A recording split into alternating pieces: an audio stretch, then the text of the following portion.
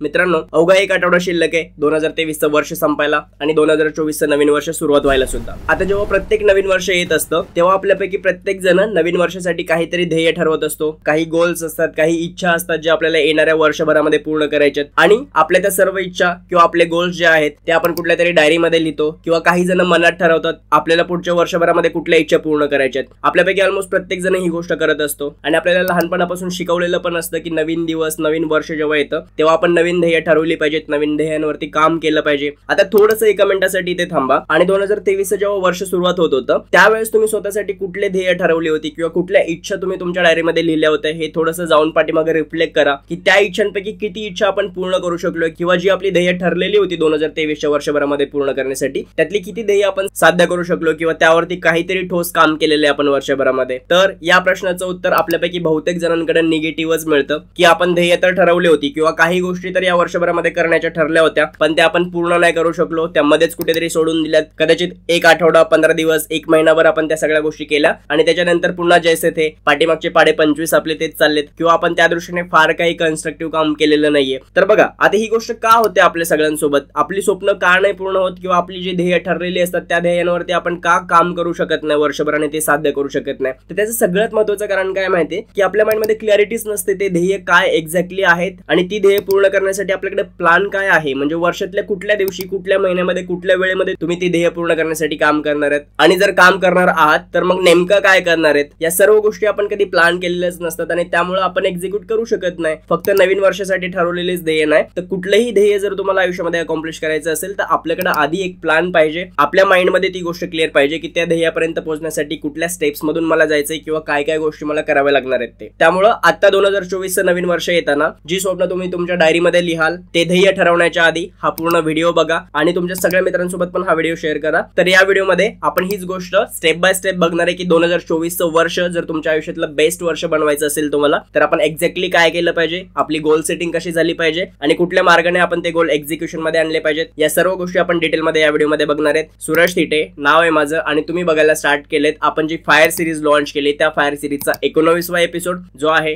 2024चं वर्ष तुम्ही तुमच्या आयुष्यातलं बेस्ट वर्ष कसं बनवू शकता यावरती.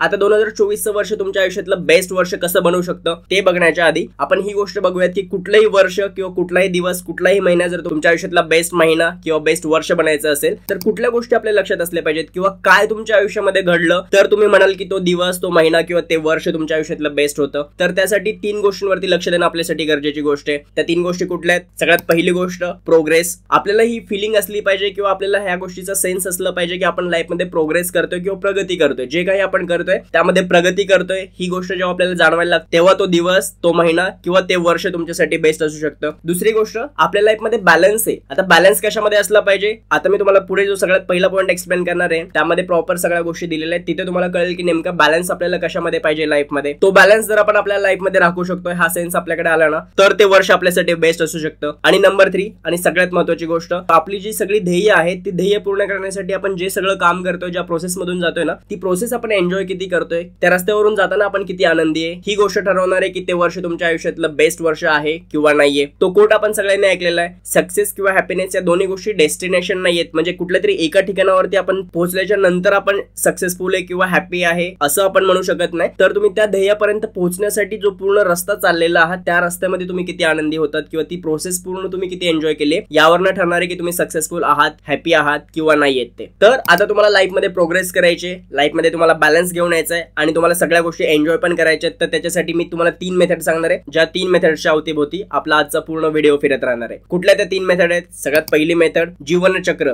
म्हणजे द व्हील ऑफ लाईफ. पुढे आपण ब्रीफ मध्ये बघणार आहे. नंबर 2 12 मंथ सेलिब्रेशन थोडक्यात आपण ज्याला गोल सेटिंग म्हणूयात. आणि number 3 the ideal week method. तर चला सुरुवात करूयात. सगळ्यात पहिली method the wheel of life ज्याला जीवन चक्र आपण मराठीमध्ये म्हणतो. तर आपली लाईफ कुठल्या गोष्टींच्या भोवती फिरत असते किंवा कुठल्या गोष्टींच्या अवतीभोवती आपण आपलं आयुष्य गुंफत असतो सगळं. तर बघा तुम्हाला तुमच्या स्क्रीनवरती पण दिसेल. 3 सगळ्यात मेजर कंपोनेंट असतात लाईफचे. सगळ्यात पहिला इम्पॉर्टंट कंपोनेंट आहे वर्क, सेकंड इम्पॉर्टंट कंपोनेंट आहे रिलेशनशिप्स आणि थर्ड इम्पॉर्टंट कंपोनेंट आहे तुमची हेल्थ. या 3 सगळ्यात इम्पॉर्टंट गोष्टी आहेत. आता या 3 गोष्टींमध्ये पण आपण प्रत्येक ठिकाणी 3 कॅटेगरीज करणार आहेत. सगळ्यात पहिलं तुमच्या हेल्थमध्ये कुठल्या 3 कॅटेगरी येतील? तर सगळ्यात पहिली कॅटेगरी येईल तुमची बॉडी, सेकंड कॅटेगरी येईल तुमचं माइंड आणि थर्ड कॅटेगरी येईल तुमचं सोल. याच गोष्टीला आपण आपली फिजिकल हेल्थ, आपली मेंटल हेल्थ आणि आपली स्पिरिच्युअल हेल्थ पण म्हणू शकतो. हे 3 कंपोनेंट येतील तुमच्या हेल्थमध्ये. नंबर 2 तुमच्या रिलेशनशिप्स मध्ये काय येणार? तर रिलेशनशिप मध्ये पण 3 कंपोनेंट येणार. सगळ्यात पहिला कंपोनेंट तुमची रोमॅन्टिक रिलेशनशिप म्हणजे तुमच्या पार्टनर सोबतची रिलेशनशिप, ती पण तुमच्या लाईफचा एक मेजर पार्ट आहे. नंबर 2 तुमची फॅमिली आणि नंबर 3 तुमचे फ्रेंड्स. या 3 कंपोनेंट्स वरती तुम्हाला तुमचे रिलेशनशिप मॅनेज करायचे आहेत. अँड नंबर 3 तुमचं वर्क किंवा काम. आता ह्याच्यामध्ये 3 कॅटेगरीज कुठल्या येतील? सगळ्यात पहिलं तुमचं मिशन. तुम्हाला जे काही करिअर तुमचं घडवायचं आहे त्या करिअरचं मिशन काय, कुठल्या मिशन वरती आपण काम करतोय, कारण अल्टिमेटली मिशनच तुम्हाला सॅटिस्फॅक्शन देणार आहे. Number 2 growth. आता ग्रोथ ही महत्वाची गोष्ट आहे. समजा जर ह्या वर्षी मी 5 लाख रुपये पॅकेज वरती काम करतोय तर ऑब्व्हियसली मी एक्सपेक्ट करणार की पुढच्या वर्षी त्याच्यापेक्षा जास्तच कमवणार, त्याच्यापेक्षा कमी नाही कमवणार. त्यामुळे ग्रोथ पण इम्पॉर्टंट आहे. आणि तिसरी गोष्ट मनी म्हणजे पैसा. ऑब्व्हियसली पैसा इम्पॉर्टंट आहेच, कारण जर पैसा तुमच्याकडे नसेल आणि तुम्ही ठीकठाक पैसे कमवत नसेल तर तुम्हाला बाकीचे सगळं जीवनचक्र सांगितलं ते विस्कळीत व्हायला वेळ लागणार नाहीये. त्यामुळे पैसा पण इम्पॉर्टंट आहे आणि भरपूर पैसा आपल्या लाईफमध्ये असणं गरजेची गोष्ट आहे. ह्या 9 गोष्टी आहेत ज्याच्या अवतीभोवती आपली लाईफ फिरत असते. त्यातही एक महत्वाची गोष्ट अजून राहिलेली आहे, जो 10वा कंपोनेंट आहे, जो या सर्कलमध्ये नाहीये, तो आपण त्याच्या बाहेर कन्सिडर करूयात, कारण या 9 पैकी प्रत्येक गोष्टीमध्ये तो कंपोनेंट आपल्याला लागू पडणार आहे. तो म्हणजे आपला आनंद. हा आपल्या लाईफचा एक सगळ्यात इम्पॉर्टंट कंपोनेंट आहे. आता जेव्हा तुम्हाला हे लाईफचं पूर्ण व्हील कळालंय किंवा तुमचं जीवनचक्र कळालंय तर आता तुम्हाला काय करायचंय? समजा जर तुम्हाला ह्या वर्षी या सगळ्या क्षेत्रामध्ये प्रगती करायची आणि तुम्हाला बॅलन्स, जो मी तुम्हाला वरती बॅलन्स सांगितला होता ना, 2 नंबरची गोष्ट होती आपली, तो बॅलन्स आणायचा आहे. तर ह्या सगळ्या गोष्टींमध्ये बॅलन्स पाहिजे. तुमचा वेळ, तुमचे एफर्ट्स, तुमची एनर्जी ह्या सगळ्या गोष्टींसाठी लागली पाहिजे, तर तुमचा तो दिवस, मंथ किंवा इयर बेस्ट इयर असणार आहे. आणि नंबर 3 जे वरती आपण डिस्कस केलं होतं, ती प्रोसेस एन्जॉय करणं किंवा त्या सगळ्या गोष्टीतून आपण आनंद मिळवणं. हे जर आपल्याला सगळं हवं असेल तर आपल्याला एक्झॅक्टली हे माहिती पाहिजे की या सगळ्या क्षेत्रांमध्ये किंवा ह्या लाईफच्या व्हील मध्ये आता आपण कुठे एक्झिस्ट करतो किंवा आता आपण कुठे उभे आहे. हे जाणून घेण्यासाठी काय करायचंय? तर तुम्हाला स्वतःला या प्रत्येक गोष्टीमध्ये रेट करायचंय. आता सगळ्यात पहिलं लाईफचं कंपोनेंट जे इम्पॉर्टंट होतं ते होतं तुमची हेल्थ. त्या हेल्थमध्ये पण 3 गोष्टी होत्या, फिजिकल हेल्थ, मेंटल हेल्थ आणि स्पिरिच्युअल हेल्थ, म्हणजे बॉडी, माइंड आणि सोल. या तिघांमध्ये तुम्ही स्वतःला 10 पैकी किती गुण द्याल? मी स्वतःसाठी तुम्हाला देऊन दाखवतो ह्या सर्कलमध्ये. समजा जर सगळ्यात पहिली गोष्ट फिजिकल लेवलवरती किंवा बॉडीच्या लेवलवरती स्वतःला रेट करायचं असेल तर मी करेन 10 out of 6. तर ऑब्व्हियसली माझं बसून वजन वाढायला लागलेलं आहे किंवा काही गोष्टी आहेत ज्या दुर्लक्षित होत आहेत माझ्याकडून, त्यामुळे इथे मी स्वतःला 6 मार्क देतोय 10 पैकी. माइंडच्या लेवलवरती किंवा मेंटल हेल्थच्या लेवलवरती पण मी स्वतःला 10 पैकी 6 रेट करेन, कारण अगदीच काही अनक्लिअर किंवा मला लाईफमध्ये काय करायचं ह्या गोष्टी माहित नाहीयेत असं नाहीये. माझं माइंड नेहमीच डिस्टर्ब असतं असं पण नाहीये, पण मग पूर्ण सगळ्या गोष्टी जशा हव्यात तशा किंवा पूर्ण मानसिक शांतता आहे अशातली पण गोष्ट नाहीये, त्यावरती पण मला काम करणं गरजेचं आहे. या ठिकाणी पण 10 पैकी 6 मार्क देईन मी. आणि सोलच्या लेवलवरती, सोल म्हणजे आपली आत्मा किंवा अंतरात्मा, ह्या लेवलवरती पण मी 10 पैकी 6 मार्क देईन, कारण तिथे पण अजून एफर्ट्स घेणं माझ्यासाठी गरजेची गोष्ट आहे. आता आपल्या रिलेशनशिप आणि त्यातली सगळ्यात पहिली रिलेशनशिप रोमॅन्टिक रिलेशनशिप, जी आता माझ्या लाईफमध्ये एक्झिस्टच करत नाही, त्यामुळे त्या बाबतीत आपण खूप वीक आहे, तिथे खूप जास्त इम्प्रुव्हमेंटची गरज आहे. त्यामुळे तिथे 10 out of 4च रेट करेन मी स्वतःला. त्याच्यानंतर फॅमिली पण 10 out of 5 देईन. तिथे पण सगळ्याच गोष्टी काही आयडियल कंडिशन वरती नाहीयेत. आणि तिसरी जी गोष्ट होती फ्रेंड्स किंवा कलिग्स वगैरे, तिथे मी स्वतःला 10 out of 7 रेट करेन. का? कारण माझ्याकडे खूप मित्र आहेत आणि चांगले कॉन्टॅक्ट पण आहेत, ते मदत पण करतात किंवा मी पण त्यांना मदत करतो वेळेवरती. त्या लेवलवरती चांगलं चालू आहे, त्यामुळे तिथे बऱ्यापैकी सॅटिस्फाईड आहे मी. त्यानंतर आपल्या लाईफचं थर्ड आणि इम्पॉर्टंट कंपोनेंट आहे वर्क किंवा फायनान्शियल, आपली सगळी स्टेज. त्याच्यामध्ये मिशन लेवलवरती मी स्वतःला रेट करेन 10 out of 6. ग्रोथच्या लेवलवरती पण 10 out of 6च करेन, कारण आताच थोड्याशा एका मेजर बॅड पॅच मधनं मी बाहेर पडतोय आणि ऑब्व्हियसली 2023च्या सुरुवातीला जी ग्रोथ माझी होती ती आता जास्तच आहे, त्यामुळे तिथं पण खूप लॅक आहे असं मी म्हणणार नाही, पण 10 out of 6 मी तिथे स्वतःला रेट करेन. आणि तिसरी गोष्ट मनी किंवा पैसा, या लेवलवरती मी स्वतःला रेट करेन 10 out of 5. आता हे जे तुमच्या लाईफचं व्हील आहे त्याच्या 9 गोष्टींवरती आपण स्वतःला रेट करून झालं. आता 10वी आणि सगळ्यात इम्पॉर्टंट गोष्ट काय? आपला आनंद. आपण एन्जॉय किती करतोय सगळ्या गोष्टी, ती गोष्ट. आनंद कॅल्क्युलेट करण्याचा काही फॉर्म्युला आहे का? तर थोडक्यात ह्या सगळ्या गोष्टींचा ऍव्हरेज मिळून माझ्या लाईफ मधल्या एन्जॉयचा किंवा आनंदाचा रेशो निघू शकतो. 10 out of 6 हा कुठेतरी माझ्या एन्जॉयचा रेशो येईल, जो फार काही वाईट नाहीये. आपण आपल्या 20च्या एज मध्ये जेव्हा असतो किंवा मिड 20s मध्ये म्हणजे 25च्या आसपास जेव्हा आपण असतो तेव्हा कुठेतरी प्रत्येकाच्या लाईफचे हेच रेशो असणार आहेत, कारण आपण एक इंडिपेंडेंट लाईफ जगायला सुरुवात केलेली असते. आपली आपल्या पालकांवरची म्हणजे पॅरेंट्सवरची डिपेंडन्सी संपत असते. आपल्याला स्वतःला काही गोष्टी नव्याने कळायला स्टार्ट झालेल्या असतात. आपण स्वतःचं करिअर किंवा स्वतःच्या लाईफकडे थोडंसं सिरियस होऊन बघायला आता स्टार्ट करत असतो. इथून तुम्ही जेव्हा 30 क्रॉस कराल, 35ची एज क्रॉस कराल, तेव्हा तुम्ही मे बी थोडंसं पुढे पुढे पुढे पुढे जात असेल. आता ह्या सगळ्या गोष्टी आपण समजून घेतल्या की लाईफमध्ये मी नेमका उभा कुठं आहे किंवा माझ्या लाईफमध्ये कुठल्या गोष्टींची कमी आहे आणि कुठल्या गोष्टींवरती मी ठीकठाक काम करतोय, हे सगळं आपण सगळ्यात पहिल्या मेथडमध्ये आणि पहिल्या स्टेपमध्ये समजून घेतले. आता दुसरी मेथड जिला आपण 12 मंथ सेलिब्रेशन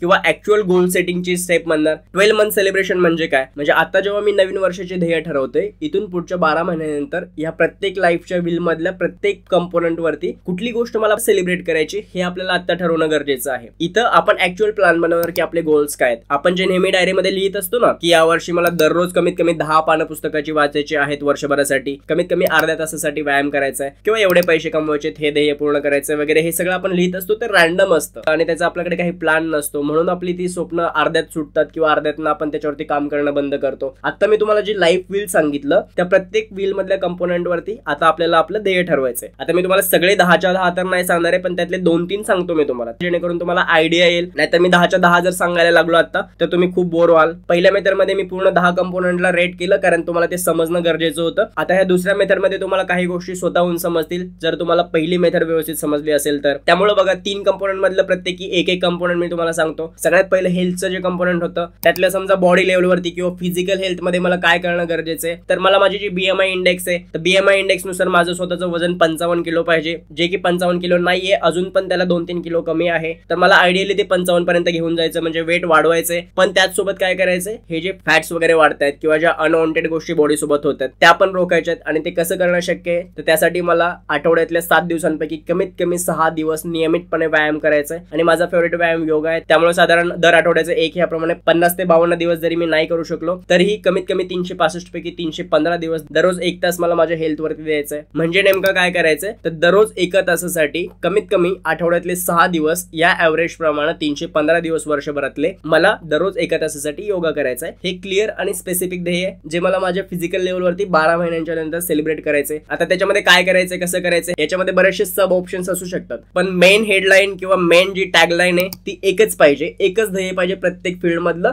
जे तुम्हाला त्यावेळेस अकॉम्प्लिश करायचंय. कारण तुमच्या माइंडमध्ये ती क्लॅरिटी असते, तुम्हाला एक्झॅक्टली माहिती आहे की मला हेल्थच्या बाबतीत जर माझ्या बॉडीच्या लेवलवरती काही करायचंय तर मग काय करायचंय. आणि ते वर्षभरातनं किती दिवस मी स्वतःला एक्सक्यूज देऊ शकतो हे पण मी सांगून ठेवलेले आहे. स्वतःचा आळस किंवा काही ज्या अदर गोष्टी आहेत त्या सगळ्या सॅटिस्फाय करू शकतो, पण मिनिमम 6 दिवस म्हणजे 315 दिवस वर्षभरातले मला ह्या सगळ्या गोष्टी करायच्यात. हे इतकं क्लिअर आहे, त्यामुळं ही गोष्ट मिस होण्याची किंवा चुकण्याची शक्यता कमी आहे. आता जो दुसरा लाईफचा कंपोनंट होता रिलेशनशिप्स, ज्याच्यामध्ये रोमॅन्टिक रिलेशनशिप, त्यावरती आता सध्या मी बोलणार नाहीये. फॅमिली आणि फ्रेंड्स वरती तर 10 आउट ऑफ 7 आहे, त्यामुळे त्यावरही नको, आपण फॅमिलीवरती बोलूयात. समजा जर फॅमिलीच्या लेवलवरती मी स्वतःला 10 आउट ऑफ 5 रेट केले तर तिथे मला त्या गोष्टीवरती काम करणं गरजेचं आहे की माझ्या स्वतःच्या स्वप्नांसोबत त्यांची काही जी स्वप्न आहेत ती मला पूर्ण करणं आवश्यक आहे, किंवा ते बॉन्ड स्ट्रॉंग कसे होतील, त्यांना वेळ कसा देता येईल, या सगळ्या गोष्टी त्याच्यामध्ये येतील. पण मी तुम्हाला मेन एक गोल डिसाईड करायचं असं बोललो होतो, तर ते एक गोल असं असेल की माझ्या स्वतःच्या स्वप्नांसोबत फॅमिलीचं पण एखादं स्वप्न मला ह्या वर्षामध्ये पूर्ण करायचंय, जेणेकरून त्या लेवलवरती मी 5 वरनं 6, 7, 8 पर्यंत जाईन किंवा फॅमिली मधले रिलेशन्स मी अजून स्ट्रॉंग करू शकेन. आणि तिसरं, तिथं पण मिशन ग्रोथ ह्याच्यावरती दररोज काम करण्याची गरज नाहीये, पण आपण पैशांच्या बाबतीत बोलूयात. पैशांच्या बाबतीत समजा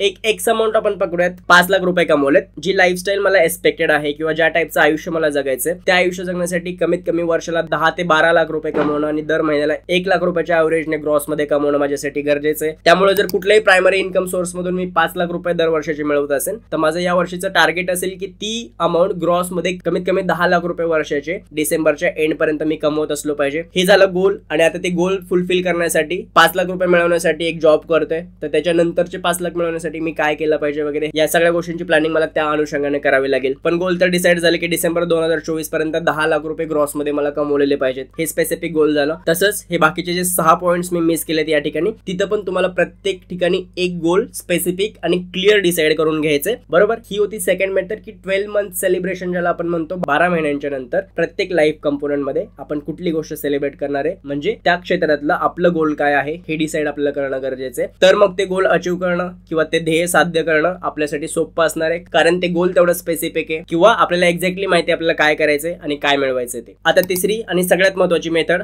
आयडियल वीक मेथड. ज्या वरच्या 2 मेथड होत्या ना त्यातल्या सगळ्यात पहिल्या मेथड मध्ये आपण हे समजून घेतलं की आपण लाईफ मध्ये आता सध्या कुठे उभे आहेत. दुसऱ्या मेथड मध्ये आपण त्याच्यावरनं गोल डिसाईड केले की आता जर मी समजा कुठल्या पण एका पॉईंट मध्ये 10 आउट ऑफ 5 वरतीच उभा आहे, तर मला 10 पैकी 5 गुणांवरून जर 7 किंवा 8 गुणांवर जायचं असेल तर मला काय केलं पाहिजे, ही गोष्ट म्हणजे आपले गोल डिसाईड करून घेतले आपण दुसऱ्या स्टेप मध्ये. आता तिसरी जी मेथड आहे त्या मेथड मध्ये आपण ते गोल एक्झॅक्टली अकॉम्प्लिश कसं करणार आहे, कुठली वेळ आपण त्या गोलसाठी देणार आहे, कुठल्या दिवशी आपण त्याच्यावरती काम करणार आहे, या सर्व गोष्टी आपण तिसऱ्या मेथड मध्ये डिसाईड करणार आहे. थोडक्यात तिसरी मेथड म्हणजे तुमचा रोडमॅप आहे. तुम्ही जे दुसऱ्या मेथड मध्ये गोल डिसाईड केलेले आहे ते पूर्ण करण्यासाठी तुमचा रस्ता कुठला असणार आहे हे सगळं आपण ह्या मेथड मध्ये बघणार आहे. त्याच्यासाठी आपल्याला काय करायचंय तर आपल्याला आपल्या एका आयडियल वीकचं शेड्यूल बनवायचंय. ते कसं बनवणार? गुगल कॅलेंडर आपण ओपन करायचं आपल्या लॅपटॉप मध्ये किंवा मोबाईल मध्ये आणि 1 तारखेपासून 7 तारखेपर्यंत म्हणजे समजा जो पहिला आठवडा आहे वर्षाचा त्या आठवड्याभरामध्ये तर आपण काय काय करणार आहे या सगळ्या गोष्टींचा टाइम ब्लॉक करायचा. आता अगेन मी तुम्हाला पूर्ण 9 किंवा 10 गोष्टींसाठी सांगत नाही, तर मागच्या मेथड मध्ये जे 3 एक्झाम्पल सांगितले होते त्या 3 एक्झाम्पललाच परत इथं मी कंटिन्यू करतोय ह्या मेथड मध्ये पण. तर मला इथं काय करायला लागणार आहे, मी तुम्हाला जे बॉडी लेवलवरती किंवा फिजिकल लेवलवरती बोललो होतो की आठवड्याचे कमीत कमी 7 पैकी 6 दिवस मला दररोज एका तासासाठी योगा करायचा आहे. तर तो योगा मी कुठल्या टायमामध्ये करणार आहे तर मी दररोज सकाळी 6 वाजता उठतो. ती गोष्ट मी कॅलेंडर मध्ये लिहून घेतली आणि 6 नंतर 15 मिनिटं मला आवरायला लागतात. 6:15 ते 7:15 किंवा 7:30 पर्यंत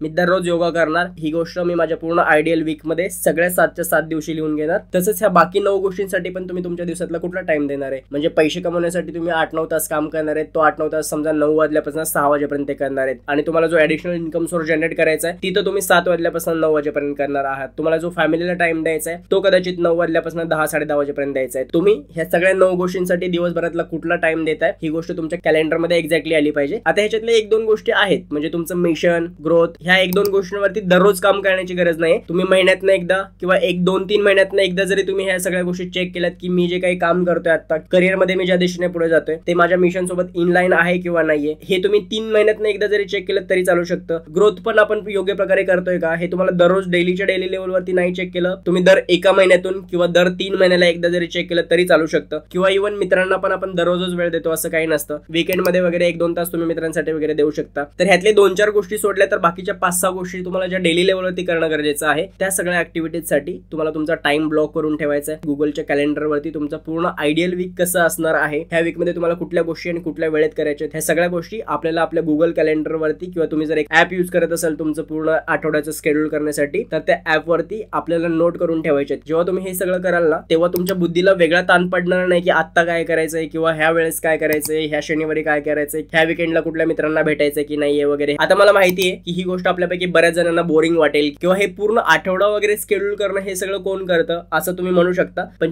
जी मोठी लोक आहेत किंवा इव्हन राजकारणी मंडळी बघा तुम्ही किंवा इव्हन अंबानीच बघा, ह्यांच्या दिवसभरामध्ये इतकं सगळं ठरलेलं असतं की त्यांच्याकडे एक पीए असतो आणि तो पीए त्यांचं कॅलेंडर शेड्यूल करत असतो. जेव्हा तुम्हाला तुमच्या लाईफमध्ये सगळीकडे बॅलन्स पण हवा आहे, तुम्हाला प्रोग्रेस पण करायची आणि त्या गोष्टी ट्रॅक पण करायच्या आहेत ना, तेव्हा हे करणं गरजेचं असतं. आता ह्याच्यातल्या 100% गोष्टी तुमच्या आठवड्यामधल्या जशाच्या तशाच किंवा ह्याच्यातला अर्धा तास पण इकडे तिकडे झाला नाही पाहिजे असं आपण म्हणतोय का? तर ऑब्व्हियसली म्हणत नाही. याच्यामध्ये आपण स्वतःसाठी फ्री वेळ पण ठेवणार आहे कुठेतरी जिथे आपण काहीच नाही करणार आहे किंवा तुम्हाला जे मनाला वाटेल ती गोष्ट तुम्ही तिथे करणार आहात. ह्याच्यासाठी पण तुम्ही वेळ दिला पाहिजे किंवा ते 100% तंतोतंत कोणाचंच फॉलो होणार नाहीये. पण ऍटलीस्ट जर तुम्ही ते शेड्यूल बनवलेलं असेल तर तुम्ही 70%, 80%, 90% पर्यंत पण त्या गोष्टी करू शकाल. आणि तेवढं जरी आपण केलं तरी आपण जे काही गोल स्वतःसाठी डिसाईड करतो ना वर्षभरामध्ये ते सगळे गोल अकॉम्प्लिश होऊ शकतात किंवा त्याच्यामध्ये मॅक्झिमम आपण प्रोग्रेस करू शकतो. त्यामुळं आपल्या प्रत्येक आठवड्याचं शेड्यूल आपल्याकडे असलं पाहिजे किंवा आपण ते बनवलं पाहिजे. ही आहे प्रॉपर मेथड जिथून आपण आता कुठे हे फाइंड करतो, त्याच्यानंतर आपले गोल सेट करतो आणि ते गोल रिअलिटी मध्ये आणण्यासाठी आपण प्लॅन बनवतो. ह्या वेळेने किंवा इतक्या डिटेलिंग मध्ये जेव्हा तुम्ही तुमची स्वप्न ठरवताना त्यावेळेस मॅक्झिमम चान्सेस असतात की तुम्ही तुमची सगळी स्वप्न पूर्ण करू शकता. मी ह्या व्हिडिओच्या एकदम सुरुवातीलाच बोललो होतो बघा, आपल्यापैकी प्रत्येकाची नवीन वर्षासाठी काहीतरी ध्येय असतात. ती सगळ्यांचीच कंप्लीट होत नाहीत किंवा आपण 15 दिवस ते 1 महिना त्या सगळ्या गोल्स वरती काम करतो आणि त्याच्यानंतर जैसे ते सिच्युएशन येते ती काय येते तर आपल्या माइंड मध्ये क्लॅरिटी नसते आपल्या गोल्स विषयी आणि ते पूर्ण करण्याविषयी. आणि ती क्लॅरिटी आपण आपल्या माइंड मध्ये आणि लाईफ मध्ये कशी आणली पाहिजे हेच आपण आजच्या व्हिडिओमध्ये अगदी डिटेल मध्ये बघितलेलं आहे. आय होप तुम्हाला सगळ्या गोष्टी व्यवस्थित कळल्यात. आणि आता जेव्हा 2024 वर्ष जे येणार आहे त्यासाठी जेव्हा तुम्ही तुमची गोल्स डिसाईड कराल किंवा जे ध्येय ठरवाल ती सगळी ध्येय आता आपण जे डिस्कस केलं सगळं त्या पद्धतीने ठरवाल आणि आपण सर्वजण आपली सगळी ध्येय पूर्ण करू शकू. जर तुम्हाला आजचा व्हिडिओ आवडला असेल तर व्हिडिओ लाईक करायला विसरू नका. तुमचे जे काही ओपिनियन्स आहेत किंवा काही शंका वगैरे असतील तर खाली कमेंट करा आणि हा व्हिडिओ तुमच्या सगळ्या मित्रांसोबत शेअर करा. आणि हो, आपल्या चॅनलला सबस्क्राईब करायला विसरू नका. पुन्हा भेटूयात आपण पुढच्या व्हिडिओमध्ये. तोपर्यंत आपली आणि आपल्या सगळ्या माणसांची काळजी घ्या. दिस इज सूरज तिटे सायनिंग ऑफ.